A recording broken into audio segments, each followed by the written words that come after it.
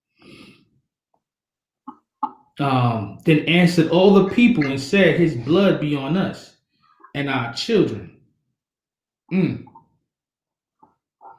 Yeah, the Most High blood is on us and our children. Is that what you wanted? He answered all the people, says, blood will be on us and our children, cursed by our forefathers. So like I found it. I It's got Isaiah 11 in verse 13 says, the envy also of Ephraim shall depart, and the adversities of Judah shall be cut off. Ephraim shall not envy Judah, and Judah shall not vex Ephraim. Con. So we gotta, at some point in time, our two sticks gotta be intertwined back together again. We have to. It's first of all, it's prophesied, and everything that the Most High said is going to come true. So we got to get to that point. Like the brother was bringing out earlier, we gotta take care of our women better too. Constantly hearing that music degrading our people, degrading our women, and then when something happens, now you're all up at arms. But where was the uplifting a year, 2 years ago? Where was the collaboration on something a little bit more important? Where was the black businesses and talking about coming together? And I always say this: we want to get back into rulership, right? What laws do we rule by? What government can we have? We can't have Esau's government. We have to rule by these laws, statutes, and commandments. That's the only thing that's gonna bring it back together. Get rid of Islam. Get rid of that, man. That's not gonna bring us. That's not gonna bring us together as a people. It's not. We can't even rule by that. How can you rule by that? There's gonna be more controversy, more fighting. We have to understand, man. We gotta come together. We gotta do this, man. Yeah, but I don't know what happened to Yaquab and Naquam. Yaquab came on for one precept. That's what it seemed like, right? I got like two more videos that I wanted to bring out. Go ahead, bring them out while we wait on them to come back.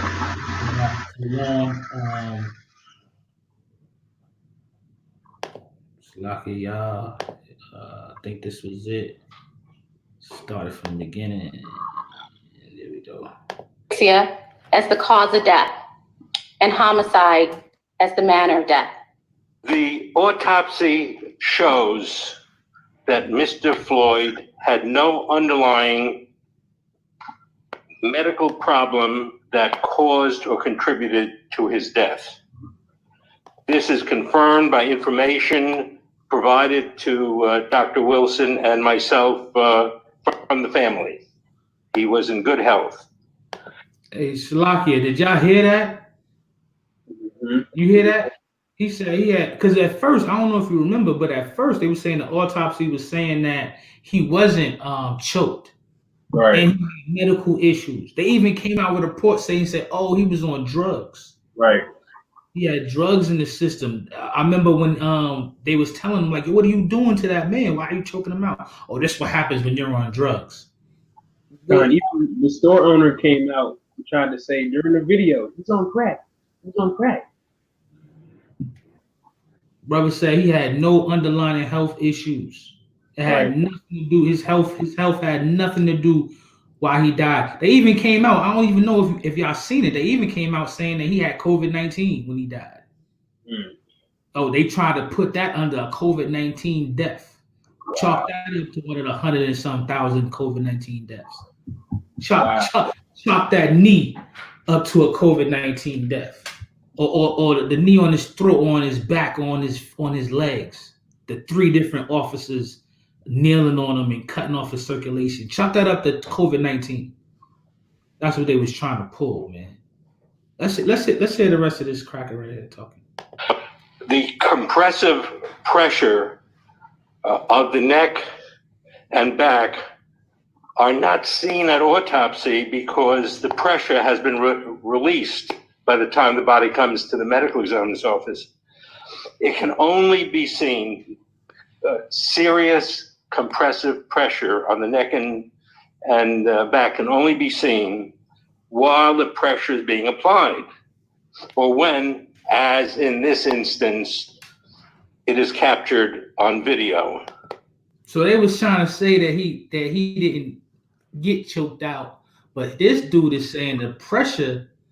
You know what I'm saying? It could only be seen while it's actually happening. So why would they even come out the report after the fact saying, "Oh, it wasn't that," when the only time you can even recognize this type of pressure is when it's actually happening or when it's in video. Like, yo, they just liars, man. Yo, they was building up a setup from the beginning. Oh, he's on drugs. Oh, he did counterfeit. Oh, he did this. He did that. He did this. He did that. They always want to make an excuse of what the black man did, what the big bad boogeyman done did. You know? Mm-hmm. It's wicked. It's like a post that I seen that said black people are literally asking to stop being killed, and there's people on the other side saying, but like black people are asking to stop killing us, but there's other people saying but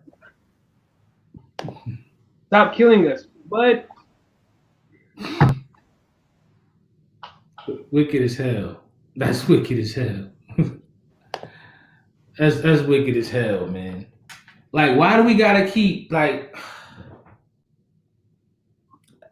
Man, we've been asking them forever. They want us dead. You know, it's funny. It's funny though, right? They want us dead, but they want us here because we drive their economics. Mm-hmm. You know what I'm saying? Because we spend billions of dollars in their system. You know what I'm saying? FPFP, they say he had COVID-19. They saying all types of stuff about this brother. But they want us, they really want us. What is MAGA? What is Make America Great Again? Get back how America started. To me, it is put these niggas back in slavery. Mm-hmm. Oppress Northern Kingdom. You don't even let them in their land that we took from them. Oppress them. We're gonna run pipelines through the Native American lands. We don't care if there's any toxicity or anything leaking into your water. We don't care about that. We're just gonna run that through your land. We don't care how many protests you do. Right. You know what I'm saying? During the middle of your Native American rally, when our brothers is going down there to try to wake up the Northern Kingdom, you send a bus full of white Christian kids to confront them. To you remember this? You remember that? Mm-hmm. What's the purpose of you being down there doing a Native American rally? Right. Like, it's just like it's constant conspiracies with them. It's literally spiritually draining. I don't understand how our people haven't found this book, haven't found the Most High, man. Like what's like it? What Isaiah 23 said, our people, they don't consider. They're not worried about it. They just want to live how they live. Not worried about it. You know, that MAGA thing is basically saying that, the white power acknowledging that, we're losing our grip on these niggas. So we gotta get our foot back on their neck. Hey, I got a precept for that. Exactly what you said. You always got a preset. That's what's up. Well, Whenever he's on the screen, he got a preset. After he put a preset, he gonna dip. Yeah, he gonna dip. I'm on here now. I'm on here. Because the art just said they got their feet on our necks. Lamentation 5:5. Our necks are under persecution. And that's exactly what it is, man. Our necks are continuously under persecution, man. Even with George Floyd, literally, his neck was under their persecution, man. Literally, we labor and have no rest, man. We have no rest in this land, man. Right. We gotta be in this land, man. We can't care about nothing on this thing, man. To the Most High, come back in your house shot, man. That's it on that. That's right. That's right, man. Hey, man, they're liars, man. But we gotta understand this is not our rest, man. We gotta move for the kingdom. That should be our focus, man. The kingdom moving forward. This is the last video I got dealing with these videos. I don't know if y'all know, but they finally decided to charge all the officers, and they brought up the charge on. I don't even know that dude's name. What's his name? Chauvin. Chauvin. I don't know his name. I don't really care what his name is, but the Edomite who killed George Floyd, they brought him up to second degree murder. So I'm gonna share this video with y'all. It's a real short one too.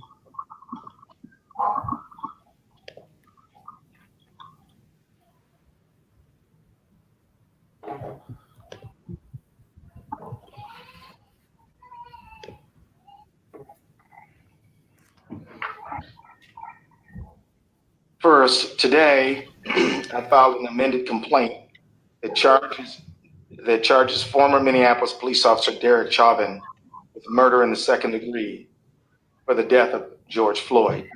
I believe the evidence available to us now supports the stronger charge of second degree murder. We've consulted with each other and we agree.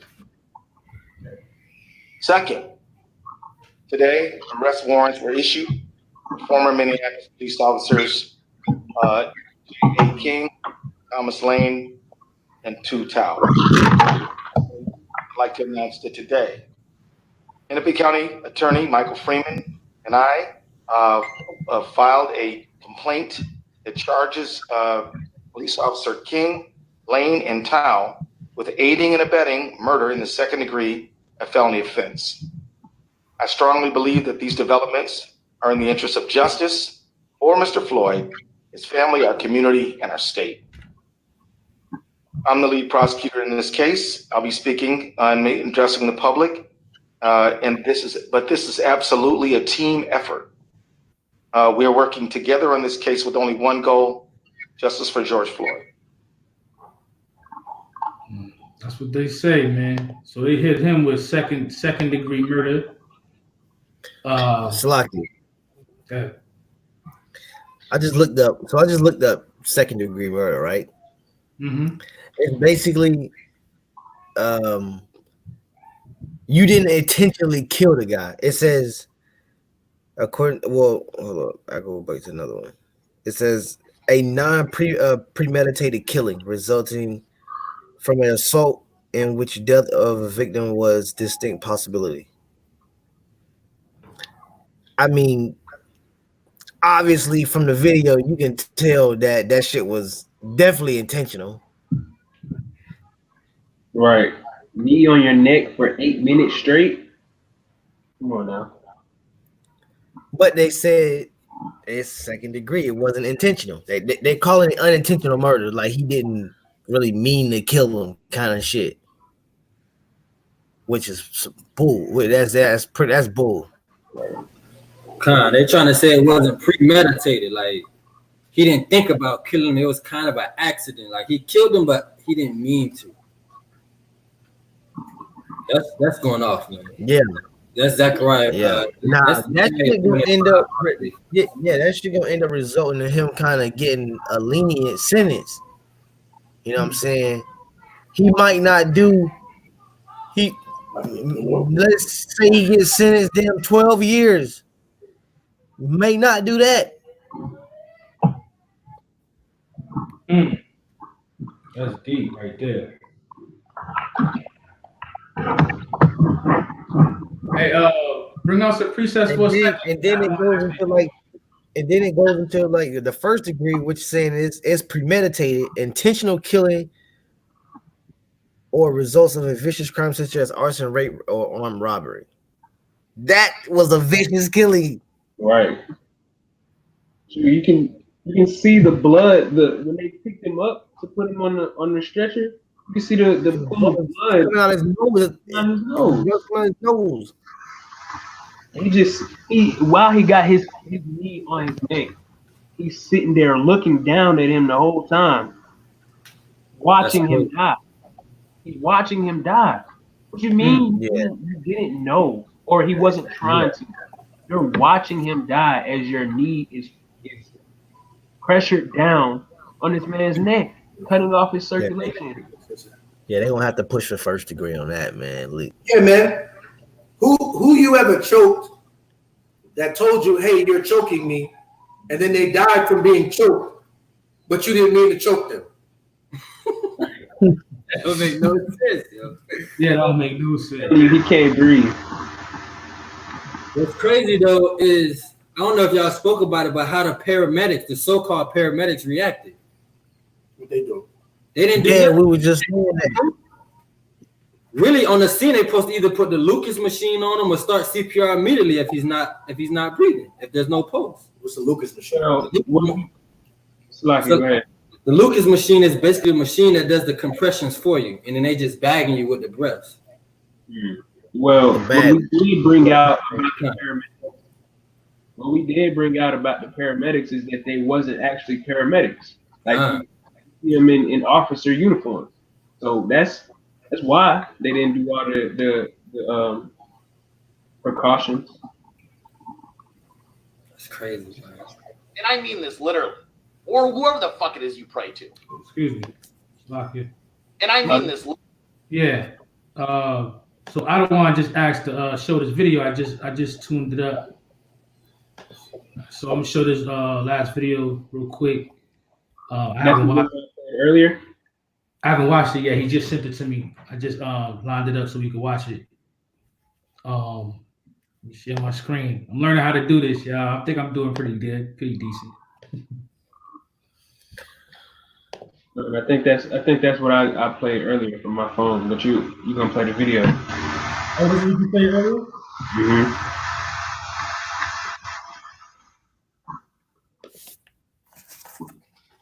All right, here we go. Can y'all see it?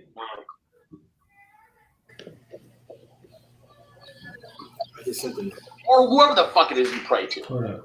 Okay? Back. I'm gonna start from the top. And I mean this literally. Or whoever the fuck it is you pray to. Okay? That Donald J. Trump, President of the United States, and Attorney General Barr clean this up lawfully.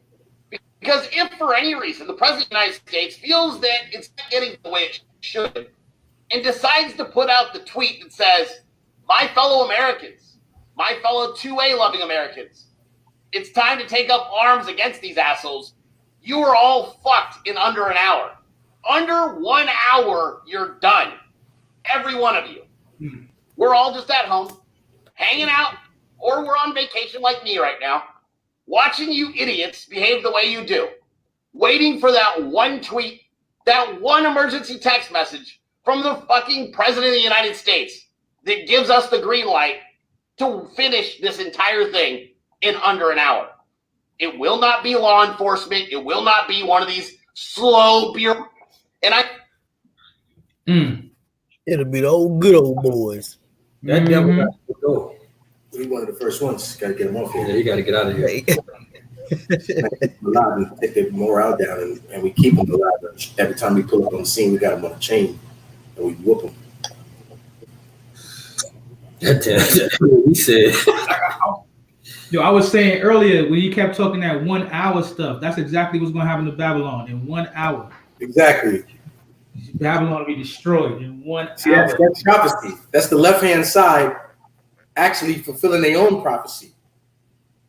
Because it will be finished in 1 hour. It will. It's like it's out of order.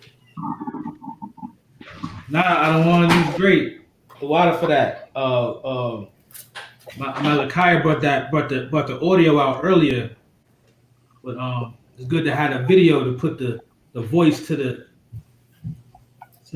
Slave's face. God. You know what I'm saying? The future Slave's face. That man is going into captivity, y'all. Khan. He might not make it though. Cause he got that I don't know. You think he's gonna make it there? He might not make it to captivity. Hey, huh? He ain't making it. He ain't making it. Not with that mentality. He's gonna get put put down. He gonna buck up. He ain't gonna listen. He ain't gonna kiss the boots. He ain't gonna bow down to your house shot. Oh, hell no. I got a precept. Every knee will bow. He has no choice. Right? Yeah, Yakwa.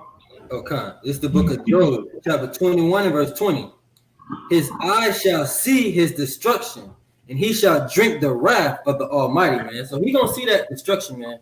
And he got to get that double cut, man. That devil got to go. And all the Magnum wearing faggot, that what them hats, Jake that wear it too, man. They got to go. Man. Jake that wear it got to go first. Yeah, kind of. The brother Noya Kim said, have y'all seen the George Floyd challenge? It's the Edomites. I seen that. Making mockery. Edomites making mockery. Got one Edomite laying on the ground and another Edomite with his knee on his neck, pretending like reenacting the situation, and call it the George Floyd challenge. Making mockery. That's crazy. It's crazy. This brother kept asking for this precept. See if I can grab it for him. Boxing and guns. He asked for 2 Kings.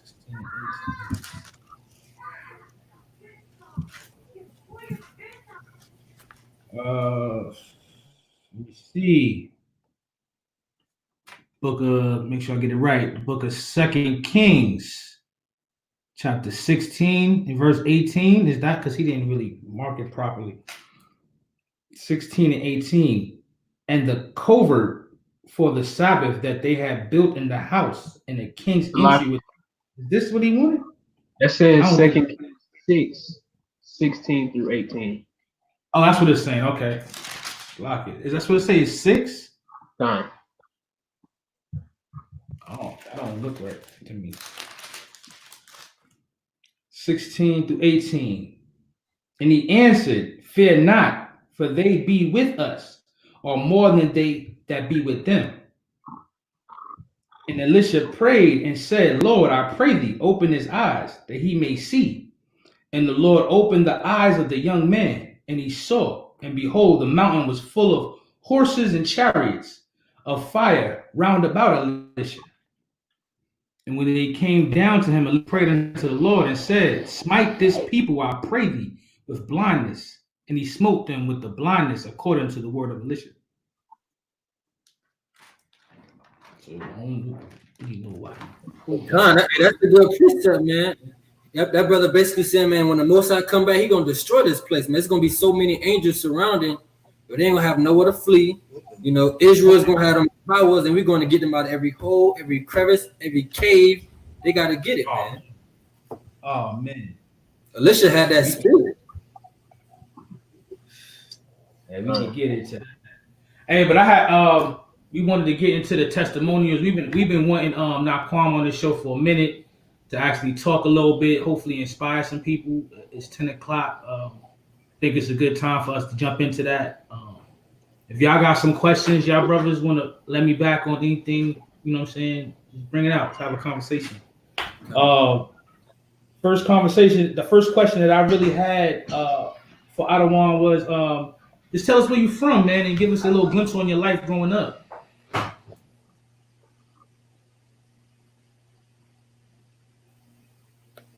You muted, you know that, right? Yeah, I was trying to unmute myself. All right, sorry. Say it again. I said, just tell us where you're from and give us a glimpse on your life growing up. He muted himself again.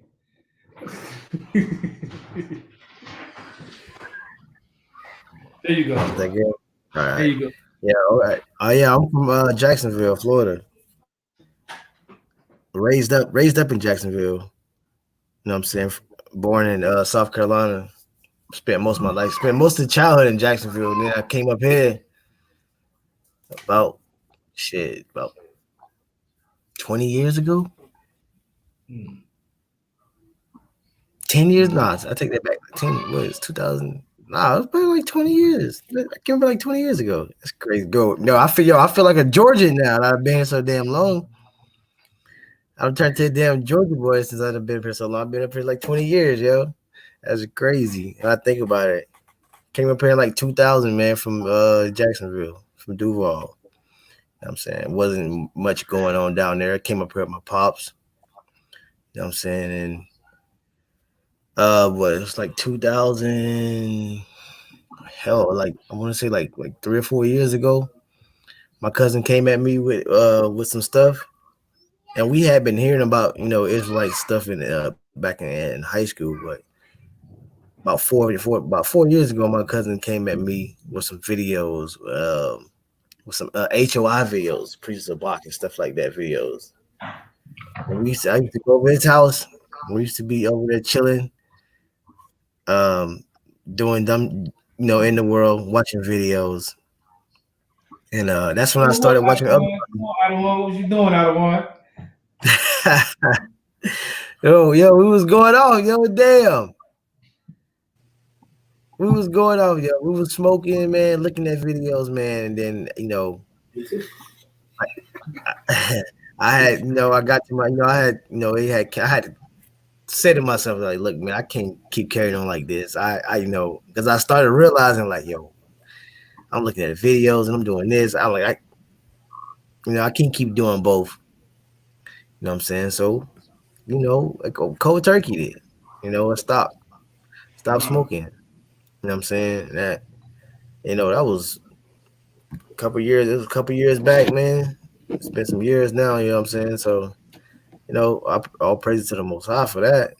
That was a little headache for my wife at first. You know what I'm saying? She used to hate me in those times, but that was a long time ago now. But hey, Shalaki, let me ask you a question, right? What happened with your cousin? Did your cousin end up coming into the truth, or did he not?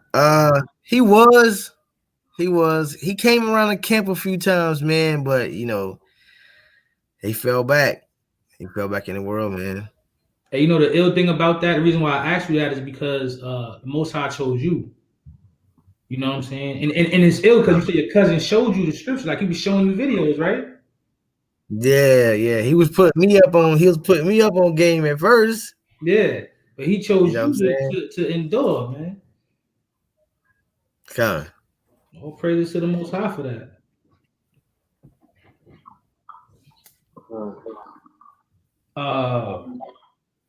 Yeah. Any religious background that you had before you came into the truth? Religious background. Growing up, grandma took us to, she was a Southern Baptist. So grandma made us go to Southern Baptist church. But then, like recently, I found out through a death in the family that one of her sisters, they was Eastern Stars. So I found that out, and I was like, wow. And that threw me for a loop because I'm like, damn, grandma is damn Eastern Stars. I had to go look up what it was at first. I'm like, what the hell is an Eastern Star? And it was of women's Freemason, I guess, chapter, fraternity, however they call it. You know what I'm saying? That's a little sisterhood that they have amongst the women. So that threw me for a curveball, But other than the religious background, Southern Baptist Church was raised up like that. Okay. So after you came into the truth, how was the experience, like dealing with your family and your friends and your wife and everything? My family I didn't get much lashback from my family. You know what I'm saying? It was more like okay. They just looked at me like, of course, what's those things you wearing on your shirt? What's them strings you got hanging on the bottom of your shirt? And, you're not eating pork no more. You're not eating these crabs. I got crab pots over here. You're not eating the crabs. Oh, you know what I'm saying? You was raised up like that. You know what I'm saying? You was brought up on this stuff. I'm like, nah, I don't do that no more. You know what I'm saying? Well, once you get to that level where you like, well, I'm not doing that. You know what I'm saying? They can't say nothing. You know what I'm saying? With my family, it was more like, okay, more for me. You know what I'm saying? That's them. And and when I met my wife, she was her folks was raised in Catholicism. You know what I'm saying? She was raised Catholic. So that was another problem. And you know what I'm saying? Because she had stuff that had been told to her and not really explained to her. You know what I'm saying? It was just more like, we do this like this because this and like this, and that's it. And I'm not gonna explain anything. It wasn't until met me, and I was like, well, nah, babe, some of the shit that that you was taught ain't really what it is. So I kind of sat down with her with going over a lot of scriptures, kind of dismantling the ideology that she was, raised up on, the white Jesus, the salvation for anybody, the idolizing of, the idols that's in Catholicism, just all kind of backward stuff, man. You know what I'm saying? That goes contrary to what, the scripture really say. And we had me and her, when I was bringing the truth to her, explaining to her the stuff like that, especially about the order of the women, and and other things like the polygamy and stuff like that. She understood all that. You know what I'm saying? She wasn't going for it, but she was like, okay, well, it's in the Bible. You know how they get it. It's Bible. I'm like, look,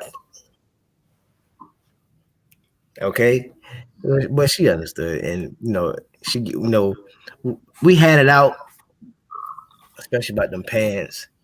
I think that the damn pants,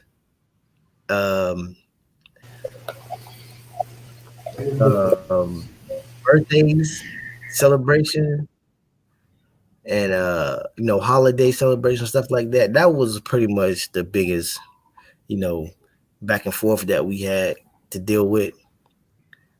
Other than that, everything else kind of just fell in place. You know what I'm saying? I really didn't have any backlash from her from anything else. It was just that, but she grew from it, man. All praise to the Most High for that. You know what I'm saying? So, but that was a bad 3 months of spiritual warfare between me and her. Hey, I got a couple precepts. Because you were saying that your wife is Catholic and you grew up in the Baptist church, and I grew up in church too, and I always looked at this. It says, "But in vain do they," so like in Matthew 15:9, "But in vain do they worship me, teaching for doctrines the commandments of men." Like, it's not in the Bible what they be teaching, man. It's like they be changing up the doctrines and changing up the commandments, and they instill that into our women and children and us when we're young.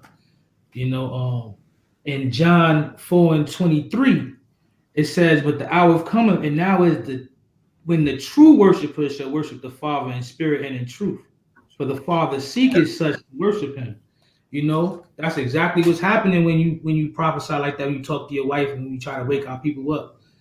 The hour come, man, and when they wake up, man, that's an awesome thing. And that's another thing I was trying to stress to her. Like, if you're gonna do it, what I'm saying, do it thus saith the Lord, not because of what this person said or that person said. That's right. What I'm saying? That's something else I was just trying to stress to her. Like, just don't take his word because of who he is. You know what I'm saying? Just because he's a damn whatever they call it, the damn father of the church and shit like that. Don't take his word, you know what I'm saying? Because that's pretty much how they was. Where it's like, oh, the Father said this, we're gonna do this.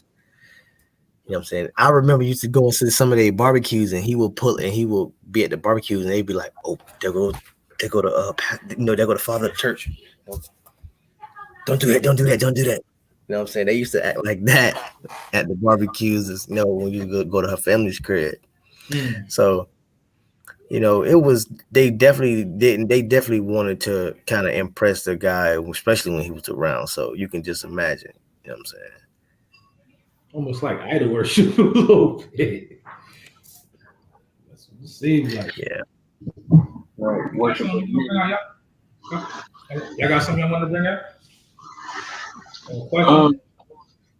I was gonna ask him another question. I was gonna say, can you speak on any struggles that you had?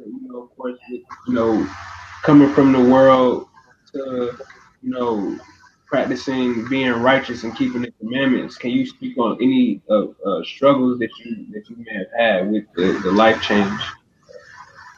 No, man, no. I didn't have any struggle. I could, my wife get on me. My wife get on me about it, but she say I'm, emotionalist. But you gotta be like that, man. You know what I'm saying? I was quick to put a lot of shit down. A lot of stuff that was really sentimental to her that, I was just raised a completely different way, not to really, especially just to be emotionless, man. I mean, like for example, when she used to get on me about the celebrating the birthdays and stuff, I'm like, yo, we never really celebrated birthdays like that. I mean, we had get-togethers, but it was never really a thing where like whole wide families come out, because that's what kind of background she comes from, like families and celebrations and holidays, stuff like that come around and all together. You know what I'm saying? We had that, but it wasn't on like a scale of like what she was dealing with. So it was a little different, you know what I'm saying, on both sides on our sides. So, but it was a little bit easy for me to be like, oh well, yep, we can't do that. Whatever. You know what I'm saying? Right. And we really no other struggle with, transitioning from the world into the truth besides that smoking habit I had. That was okay. I would say that smoking habit I had. You know what I'm saying? But even that got deaded quick. You know what I'm saying? It was more like I came to the realization like, okay, I can't keep carrying on doing this. I got to stop that shit, yo. You know what I'm saying? You know that your wife ain't had no problem with the pork. You ain't had no problem with the pork and the shellfish and none of that. They all crazy. I took that right No out of problem. you. No problem with yeah. It was no problems with the pork. No shellfish problems. None of that. You know what I'm saying? She really wasn't dealing with it like that anyways. I mean, I guess they would probably be eating maybe, baking a little bit of pork with little chops or whatever the hell, you know what I'm saying? But it was no problem. When I was like, you can't do this, she was like, okay.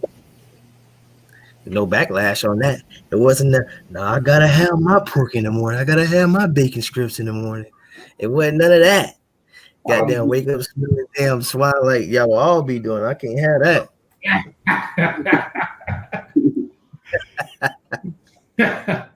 Throw that out there. You muted if you trying to talk, Yakwa. Nah, I don't want to say something, but What tribe is his wife from? Hey. Hey, you wicked.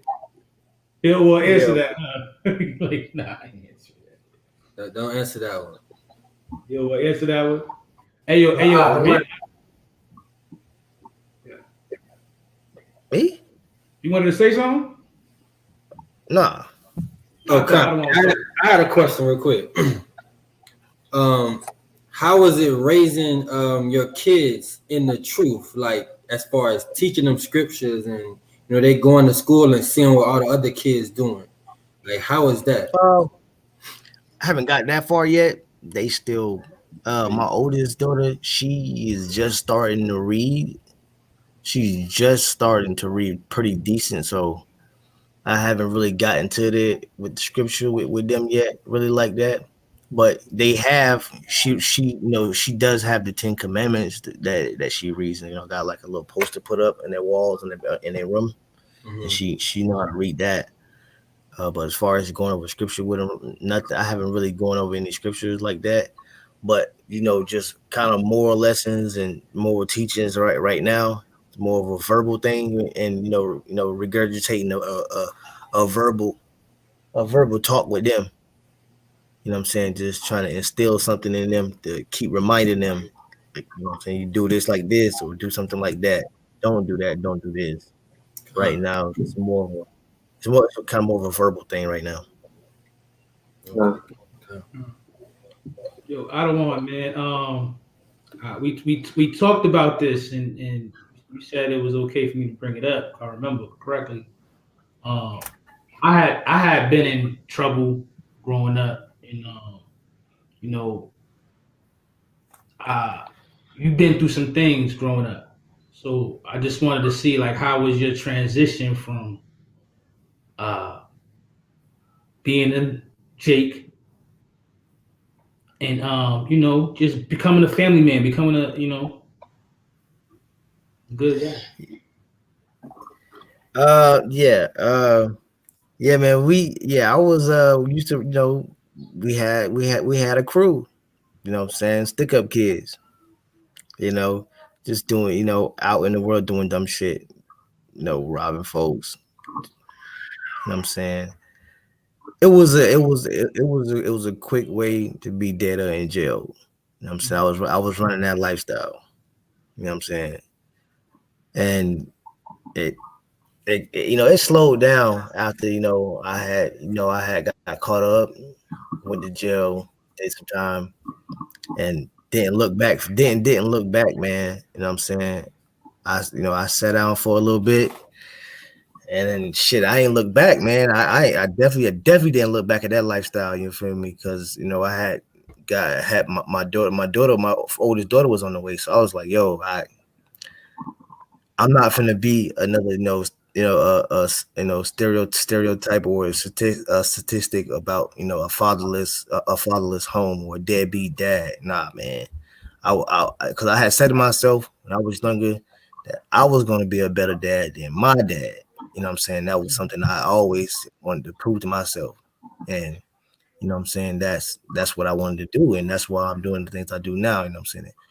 Growing up, watching my dad, you know what I'm saying, all over the place, Rolling Stone. Mm-hmm. I was like, yo, man, nah, I ain't gonna be like that. You know what I'm saying? I'm gonna be, I'm gonna be a family man. It's good, man. You know what I'm saying? Like, back, man. All praise to the Most High. He blessed you too. Yeah. I always used to say, man, with children and daughters, man, is rich. You know what I'm saying? Kind. Me and my wife was going over, I was telling her, like, hey, babe, we're gonna have to get ready for it. We're gonna, that day. She was like, oh, what you talking about? It's like, we're gonna have to give it up. I said, but this nigga ain't gonna be he gonna be lazy. I said that nigga gonna have to wear my doorstep he gonna have to wear my doorstep for some time. I'm gonna have I might have me a house built by the time I'm done. You feel me? I hear you. The word. Correct. Yeah. Yeah. Hey, man, brother, what you want, my daughter? Matter of fact, come over here. I got something for you, dude. You know what I'm saying? I need this done over here. I need that. Come back tomorrow. You know what I'm saying? You know what I'm saying? If you serious, I got something for you. You know what I'm saying? I'm gonna have me a damn house built. Hey, maybe if we all dealt in that kind of situation like that, you know what I'm saying? Sisters would come up pregnant so easy, and brothers Right. dog out the Right. women like they do, you know. Right, and that's another thing because that's I did that lifestyle too. In and out of You was just wicked. We all was, man. We trying to clean that up, man. Yeah, man. We try not to, trying to, break the chain, not repeat history, and not teach not teach the up and coming generation the dumb shit that we was doing. But we try to teach them from what we've learned from making those mistakes. That's so important, man. That's so. Hey, that's dope. I wish I had a father figure or father to do that. You know what I'm saying? What you doing with your kids, man? Yeah, man. Because I mean, it's like my dad was there, but he wasn't there. Like when I was younger, I had made a decision. I don't know. I think my parents was going through like a separation thing, and I made a decision to stay with my father than my mother. Uh-oh. I don't want to look at the chat.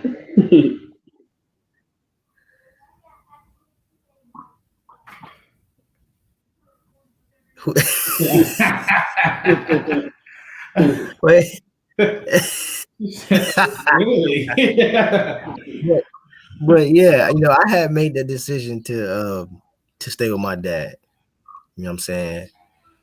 We and I think I was in court and the damn judge asked me like, who would you rather stay with? And I was like, I want to go with my cousins. You know what I'm saying? My cousins was at on my dad's side.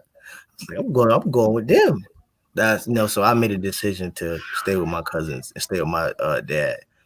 And man, it went from there, you know what I'm saying? But he was there, but it was like he wasn't there. You know what I'm saying? Now I'm looking back, especially not from now, with the point of view that we have looking back, and it's like, damn, like I didn't get that the attention, especially with scriptures, nothing like that, or it was more like you're gonna live and like pretty much like you live and learn. Like you live and learn, go. You make a mistake, you're gonna learn from it. It was more like, oh, okay, I'm gonna coach you, talk to you, don't do this, not do this, not do that, not do that. It was like, no, you're gonna learn. The stove is hot, you touch it again, you gonna see. You know what I'm saying? It was more like that. You know what I'm saying? I didn't want, I was saying that I'm gonna be better than that. Teach the kids. I got to talk. I'm gonna have that talk with them. You know what I'm saying? And be verbal with the kids, man. That because I think that which I'm doing now. Hopefully, it has a better outcome. That way, the path won't be that my kids take won't be something that's in left field. You know what I'm saying? They want it's something that they won't have to come back from or get in trouble to all right, maybe I shouldn't do that. Nah, it's just I'm gonna be trying to be doing the right thing from forever. You know what I'm saying? That's the breaking the chain that I want to do. You know what I'm saying? Is hoping to do. I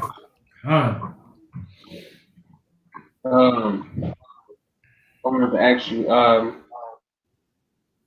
with your job, like, do you have any, like anything conflicting? Does your job conflict with, I guess, like wearing fringes or, like, is there any confliction with your job in the truth? No. If I wanted to, we got company, work shirts and shit like that. But if I wanted to, I could wear a plain shirt with my fringes on to work. You know what I'm saying? They does say that if you want to wear anything besides a company shirt, it has to be like a plain shirt. So if I wanted to wear an all black shirt that has fringes on it, I could wear it. Nobody says anything. I work in a body shop. So, but but it is corporate. That's why they have uniforms and stuff like that. It is corporate. So, but they don't give us problems for wearing fringes. It's been multiple occasions where I wear my fringes to work. You know what I'm saying? Nothing that my job gives me backlash about that. Or keeping the truth and stuff like that. It's just a lot of it's just a lot of redneck country Edomites out there. That's it. You got there in Lawrenceville, right? Yeah, it's a lot of them good old boys out there. Yo, man, I had a coworker, right? He asked me, he was like, yo, man, why don't you come out? You know, we got an outdoor gun range and we go hunting. Why don't you come out with us? I looked at this nigga, I said, do you really think I'm finna go out in the woods with you with a gun? I'm talking to him like this. I said, is you crazy? Is you crazy? You think I'm gonna go in the woods with you with a gun? Nah, y'all. Nah, you wildin'. Yeah, man. I'm gonna be out there with me and my family. We go out there. No, your whole family got guns in the woods, and me? No. Stop it. Nah. Hey, have you ever seen it? I can't think of the name of the movie. It was a movie with Ice-T back then, and they brought him out to the woods and set him free, and they went hunting him. Charles S. Dutton was it. They hunted. Nah, man. Just strip me and be like, now you gotta run, nigga. Run. No. Oh no. Nah, I ain't gonna put myself in that situation. I'm gonna go ahead and end that. 10 minutes, run. Got 15 minutes head start. 15 minutes, you coming. Yo, matter of fact, hearing that, you know, I remember it was a story that came out. It was a guy, some black guy. He went over to some, you know, he was hanging out with Edom. He had Edomite friends, and they went out to some bar and went to drinking. I mean, I think it was over in Europe or some shit like that. And the guy got in an altercation at the bar. It was a white guy got drunk, and they beat him up. I think they beat him to death. I think the guy beat him to death, and he was there with his white friends, and they didn't even help. You know what I'm saying? Damn. You ain't gonna get me like that. I told her, I said, you crazy? I know that. I'm gonna go to the woods with you. You gotta be out your mind. You know what I'm saying? But guess what? Guess what? The Edomite told me, look, man, my parents raised me, you know, to be, you know, racist, but I'm not like that. You know what I'm saying? I was like, okay, but your family like that. Yeah, that's too much. Yeah. He's like, nah, man, I'm pretty cool, man. But if you know, we can go hunting and da da da da da. I'm like, bro, I don't care. I'm not going in no fucking woods with you, bro. Stop playing with me. Especially now that I know who you really are. Yeah, he straight up told me, man, look, I was raised like that, but I'm not like that. Thank you for being honest. I'm still not going in the woods with you. I don't even know if that's honesty or not. I don't know. That might be guile. You might be trying to get me out there.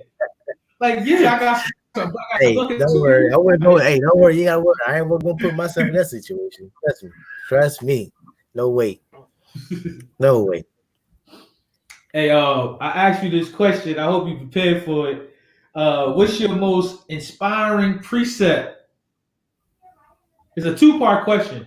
What's your most inspiring precept? And I guess what's your favorite prophet or character in the scriptures? And I guess why? Favorite precept? Psalms. I mean, not Psalms. I do like this adding Psalms. I think it's the last chapter. Definitely Isaiah 14. Definitely Isaiah 14.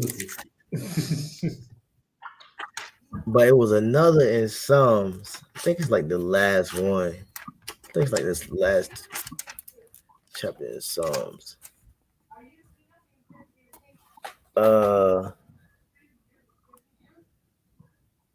Hey, while you looking for it, I'll read Isaiah 14 with 1 and 2. Yeah, Isaiah 14. Yeah. 1 and 2. I read for it. If you found it already.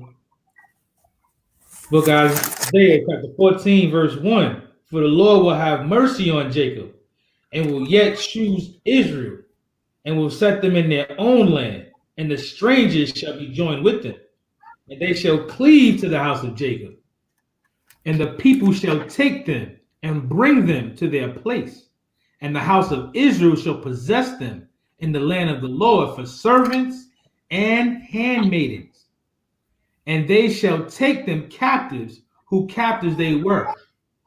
Hey, and man, they shall that was fire.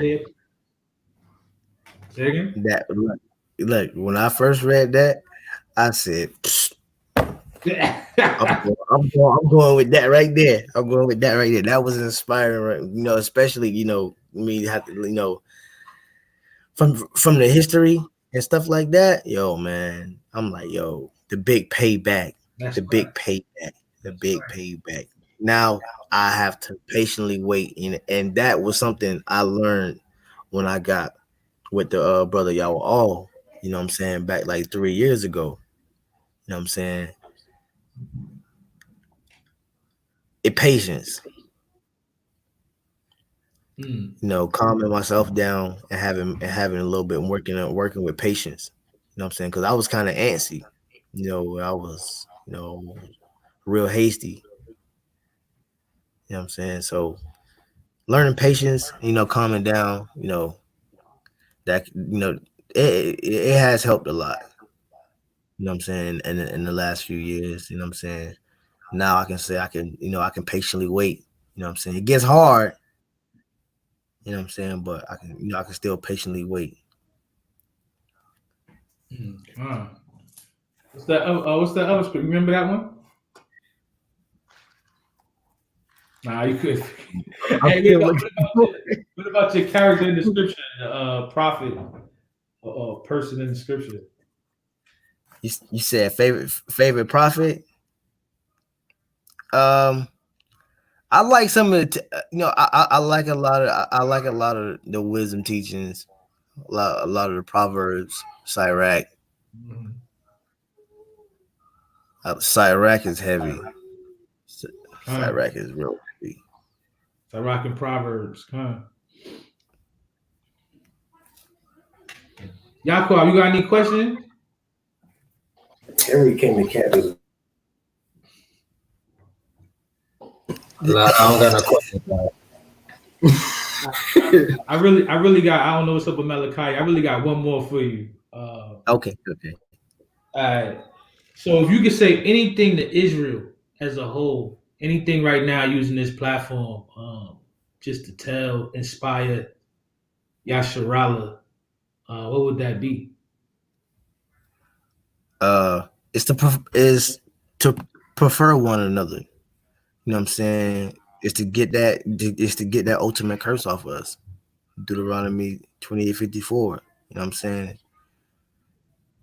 That right there, that just by the nation keeping that one commandment, you know what I'm saying? That's a possibility that it can get us up out of here, man. Because with that, everything else falls in place. You know what I'm saying? When we start looking at our people like, you know what I'm saying, as one of us or as a brother or sister, you know what I'm saying, preferring, in love, you know what I'm saying, that right, everything else gonna fall in line behind that. You know what I'm saying? So to sum that up, to just to have brotherly love without, you know what I'm saying, with our people. You know what I'm saying? That, you know what I'm saying, that most likely will balance us out. You know what I'm saying, as a nation. And it would definitely pave the way for everything else to fall in line.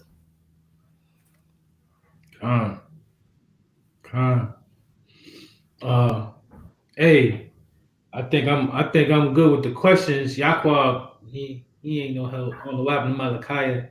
But I appreciate you taking the time, man. You came on last week and fellowship with us. I really do appreciate you taking the time and talking with us and going through some of these things that's happening in society today. Giving your testimony. Hopefully, it inspires somebody coming up into this truth. Help their walk. Because we all done been through some things. Malachi, you got something else? Lie. I don't. All right, so on that note, man, I appreciate y'all. I appreciate you, Malachi. I appreciate you, Adawan, Naquan. Appreciate you, Yaqua. I even appreciate Adawan, y'all all back there in the background. Appreciate you, Adawan. Being wicked. Hey, matter of fact, I found the other precept in Psalms. I had to go look at it. Look it out. It was Psalms 49. Psalms 49. 49. Okay. The whole Yeah, Psalms that 49? was Yeah. It's only nine scriptures, but yeah, that Psalm 49, that was, that kind of ran hand in hand with that Isaiah 14. 149. So You said that was 149. Oh, okay. I'm about to say 49 got 20 verses. Hey. Like that. 149. 149. All right, con. Oh, you talking about 6 through 9? Con. pretty much 1 through 9, You want to 1 through 9. You want to read that, Yakwa? Yakwa, you want to read that? You ain't gotta read it. You ain't gotta read it, but it pretty much sums it up in the last You can read it. last 4 or 5 verses. I like 6 through 9. Okay, yeah.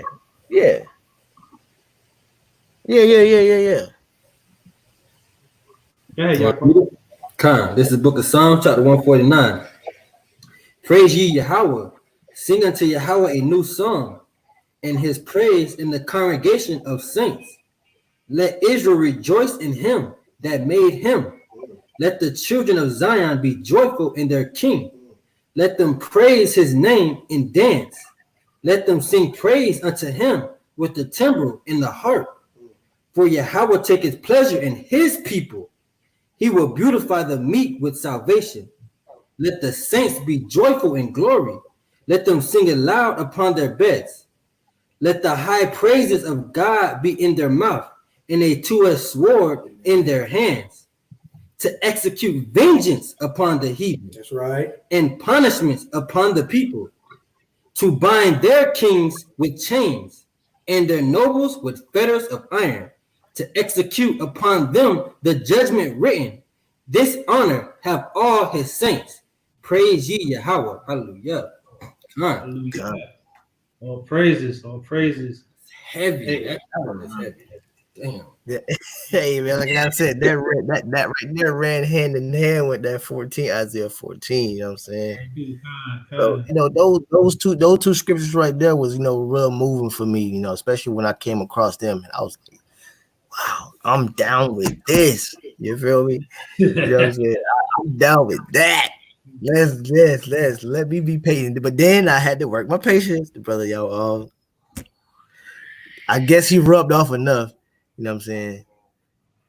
He rubbed off on me enough to I had to work on patience, man. Even though I was antsy to get even though I was antsy enough to see that happen, I have to have patience. I have to wait for that. You know what I'm saying?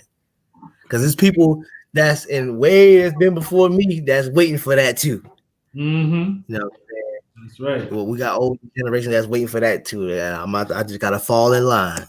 You know what I'm saying? And patiently and humbly wait for that. So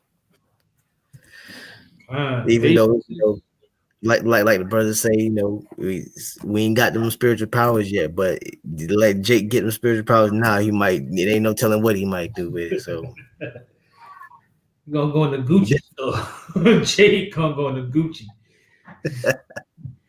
Hey, patience, long suffering, endurance. That's what we need. Yes. Definitely. Yes.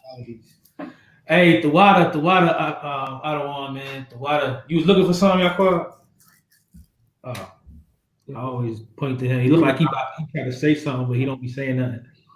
He muted. That's what he's talking to Ottawa.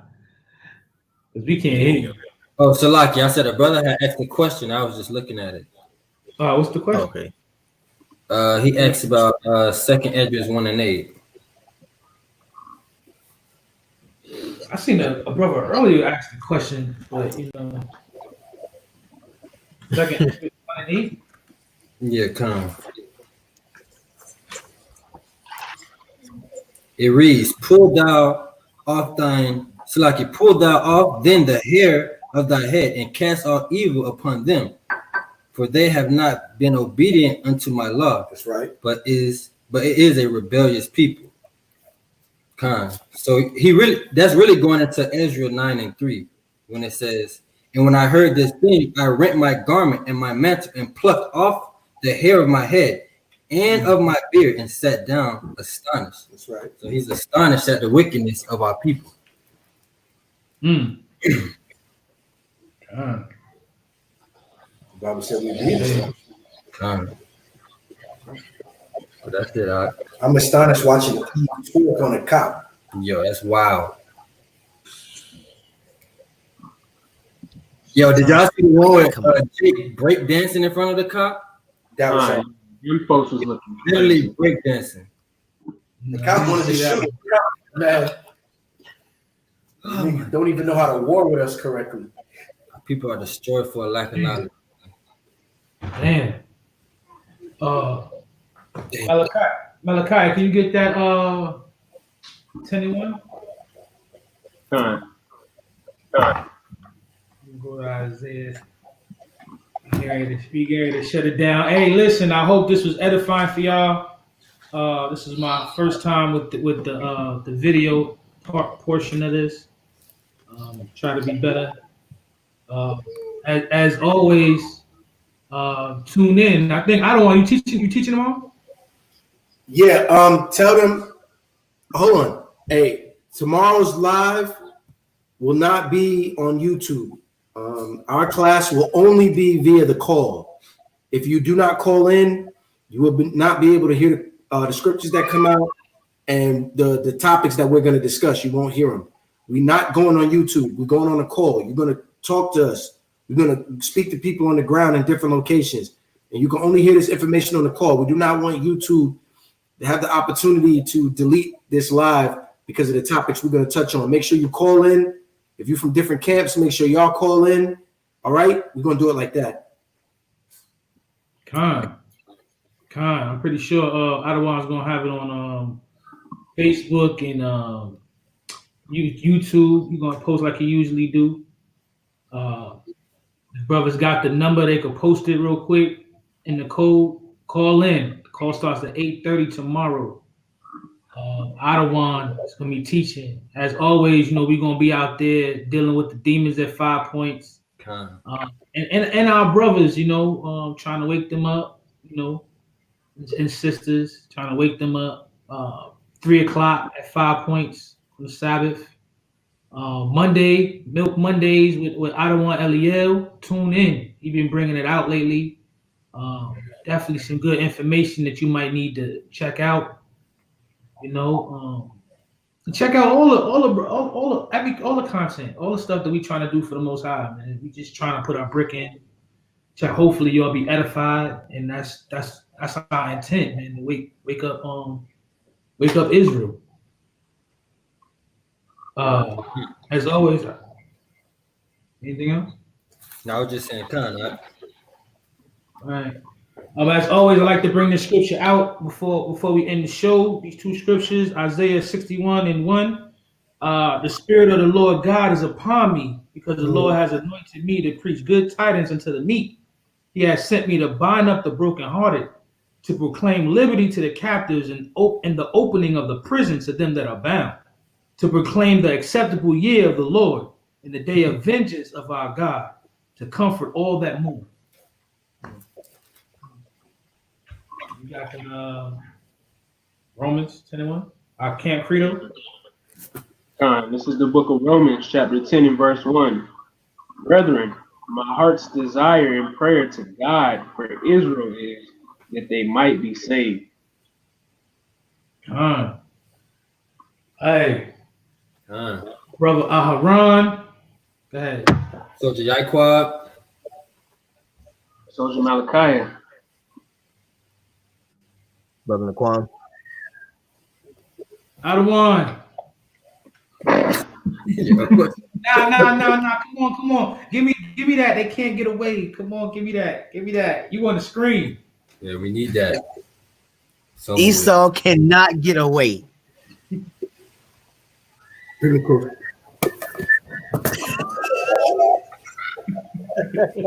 Hold on. Shemai. We never liked you. That's right. God. Because You can't get away, Esau. You never liked you. never. This how I like my eating. I can't do that to this shit. Don't do Mercedes. Going into change. Hey, Shalom. Why you be Shalom. Yahweh Hashem Yahshua Brakatham. Shalom. Yabashima Shabbat. All right, brothers.